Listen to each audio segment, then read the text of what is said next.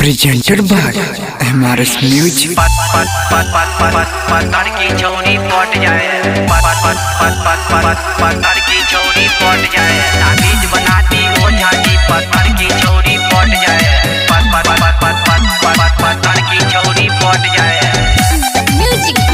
पत्थर की छौरी पट जाए, ताबीज बनाती ओझा जी पत्थर की छौरी पट जाए। बसुनी मोर परेशानी हो रोबानी बड़का दानी हो, बसुनी मोर परेशानी हो रोबानी बड़का दानी हो। मार दियो ऐसन मंत्र जीव हमरा पलट जाए,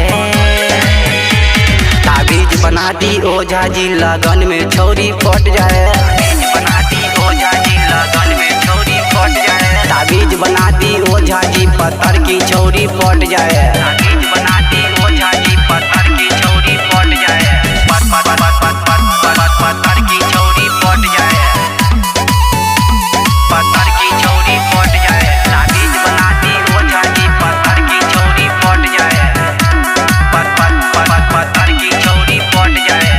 बानी कुमार बाबे के गो भूख माले के बिना कटनी हम दुख हो। ए बाबा सुन ना कटनी हम दुख हो, बानी कुमार बाबे के गो भूख माले के बिना कटनी हम दुख हो।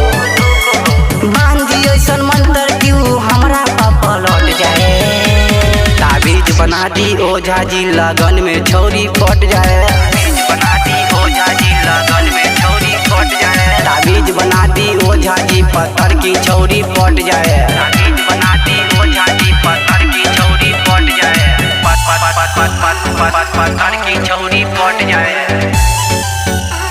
पत्थर की छौरी फट जाए, ताबीज बना दी ओझा जी पत्थर की छौरी फट जाए,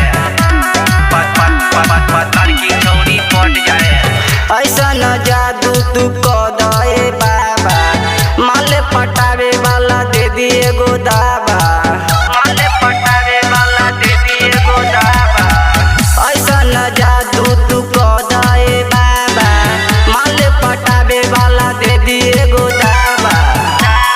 राइटर सनी छोटू और रोशन पलट जाए, ताबीज बना दी ओझा जी लगन में छौरी फट जाए, ताबीज बना दी ओझा जी लगन में छौरी फट जाए, ताबीज बना दी ओझा जी पत्थर की छौरी फट जाए।